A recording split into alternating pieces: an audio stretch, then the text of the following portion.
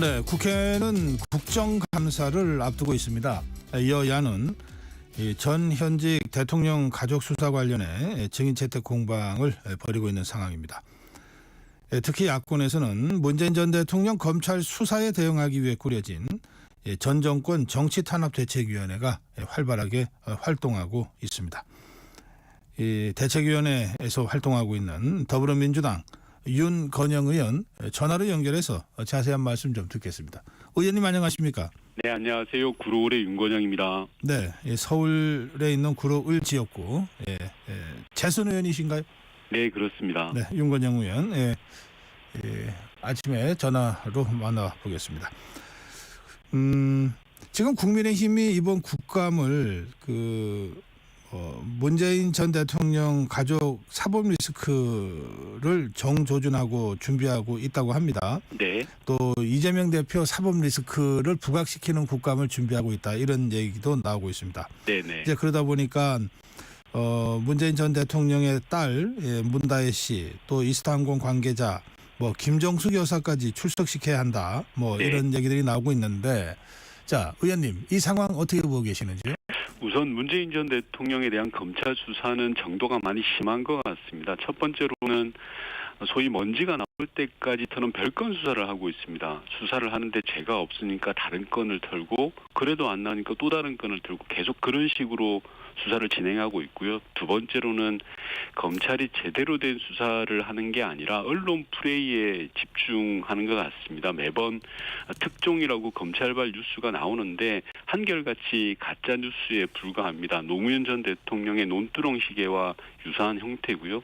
세 번째로는 비정상적인 수사 행태를 보이고 있습니다. 수십 명을 소환 조사하고 무차별적인 압수수색을 하고 있습니다. 심지어 어린아이가 사용하던 아이패드를 압수해서 아직까지도 돌려주지 않고 있습니다. 한마디로 검찰권을 동원해서 전임 정부를 망신 주고 탄압하는 데 현안이 된 듯한 그런 느낌입니다.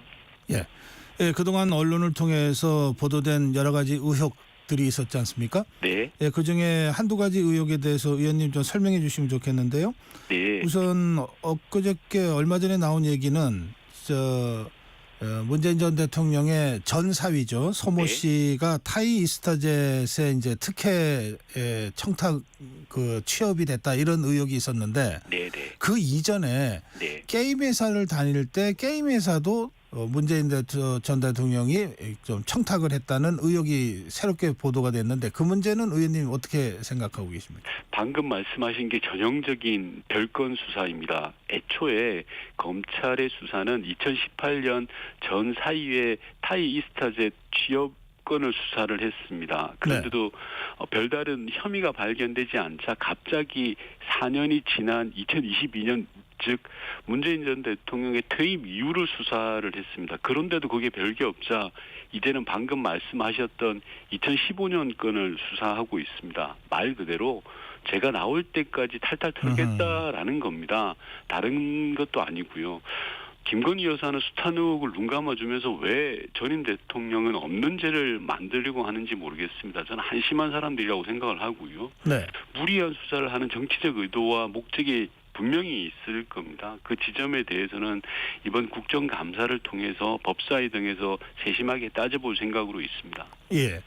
의원님, 그와 별도로 네. 또 제주도의 송기인 신부 소유의 집을 문다혜 씨가 거래했던 부분과 관련해서 또 여러 가지 의혹을 언론이 보도하고 있는데요. 그 문제는 좀 설명을 해 주실까요?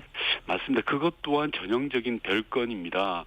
앞서 말씀드린 것처럼 전 사위의 취업건은 2018년인데요. 네. 제주도에 주택을 구입한 건 문재인 전 대통령의 퇴임 이후인 2022년 이후입니다. 심지어 전 사위와의 이혼한 지도 한참 지나서입니다. 그리고 두 번째로는 별장이 아니라 30년도 더 된 오래된 주택입니다. 네. 말만 별장이지 규모도 아직 작고요. 그리고 세 번째로는 그 주택을 구입하게 된 배경이 문다혜 씨가 에어비앤비 공유 숙박업을 하기 위해서 구입을 한 겁니다. 아하. 별장이 아니라. 네. 즉 에어비앤비로 구입하기 위해서 준비하기 위해서 구입한 주택인데 그곳까지도 압수수색을 했습니다. 상식적으로 생각을 해보십시오. 에어비앤비를 할 곳에 사사로운 물건들을 갖다 두지 않지 않겠습니까? 네. 그런 곳까지도 검찰이 압수수색을 하면서 무분별한 수사 행태를 보이고 있습니다. 예. 그래서 이 전 정권 정치탄압대책위원회가 지난 23일 양산에 문재인 대통령을 방문하지 않았습니까? 네네. 예, 그때 그 분위기 그 의원님도 가신 걸로 아는데 네. 좀 전해주시겠어요? 우선 이번 수사가 얼마나 부당한지에 대해서 의원님들이 여러 이야기를 나누셨고요. 네. 또 아울러서 검찰개혁의 필요성에 관한 이야기도 서로 나누었습니다. 대책위에서는 전반적으로 민주당이 한마음으로 되어서 대응을 하겠다라는 그런 말씀을 드리는 그런 자리였습니다. 네. 그 자리에서 문재인 전 대통령이 뭐라고 그러셨나요? 문재인 전 대통령께서 많은 말씀을 하시진 않으셨고요. 네. 의원들의 이야기를 주로 듣는 그런 상황이었습니다. 아, 그래요. 그런데 그 보도에 따르면 네.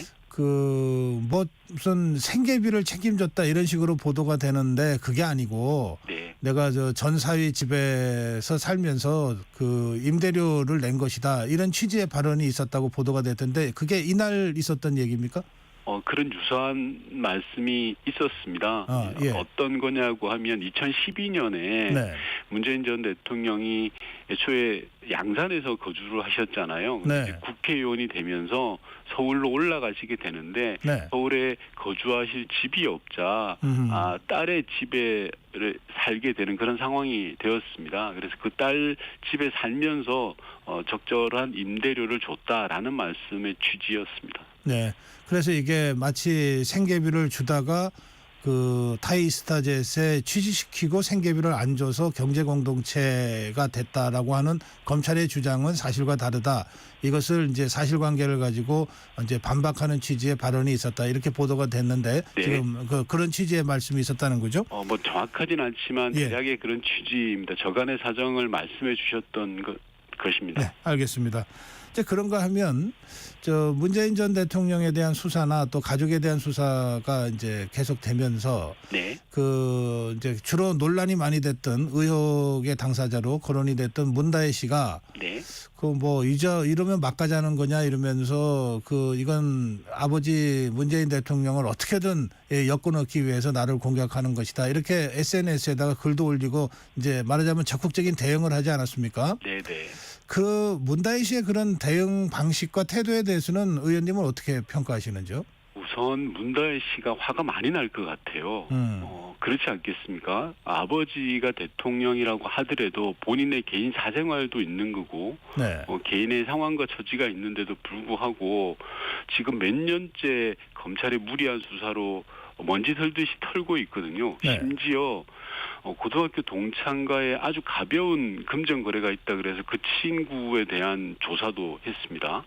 최근에 전셋집을 얻었다고 해서 그 전셋집을 소개해준 부동산 중개업자를 탈탈 또 털었습니다.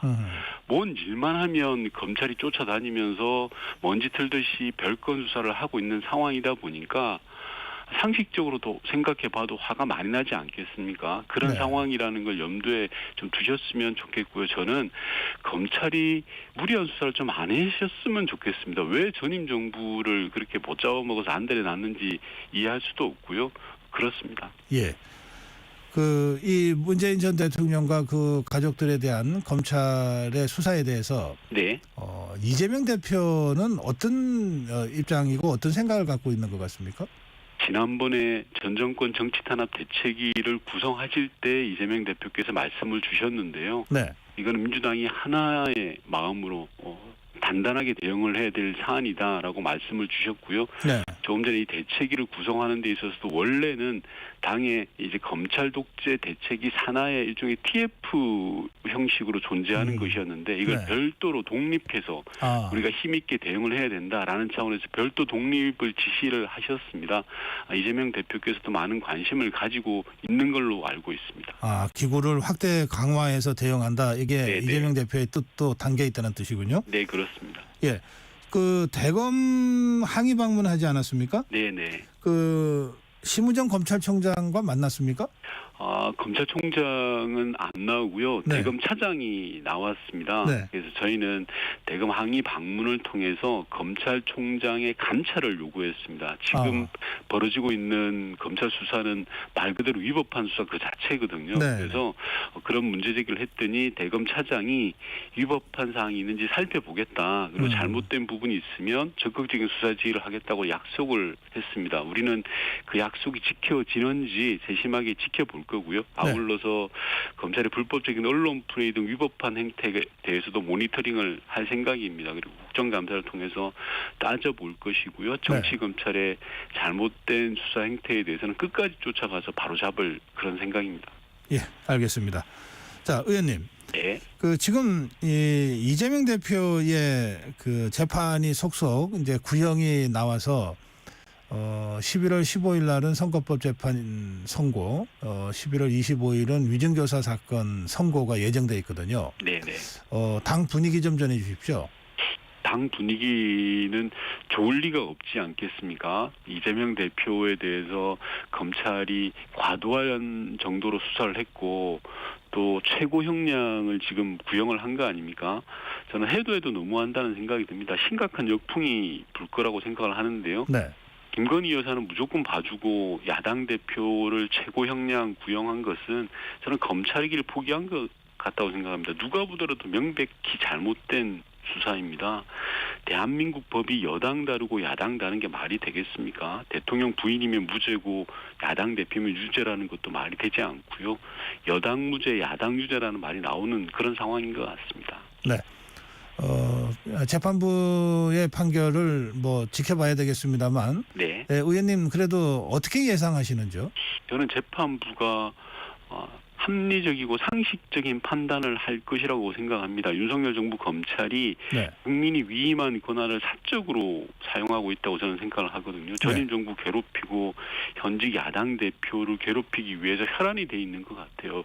과거 군사 독재 시절에는 총칼로 국민을 위협했고 마구잡이로 잡아갔다면 지금은 총칼보다 더한 법이라는 무기를 들고 소위 사법 독재를 하고 있는 그런 전형이라고 생각을 합니다. 그런 부분에 대해서 법원이 상식적인 판단을 내릴 거라고 생각을 합니다. 예.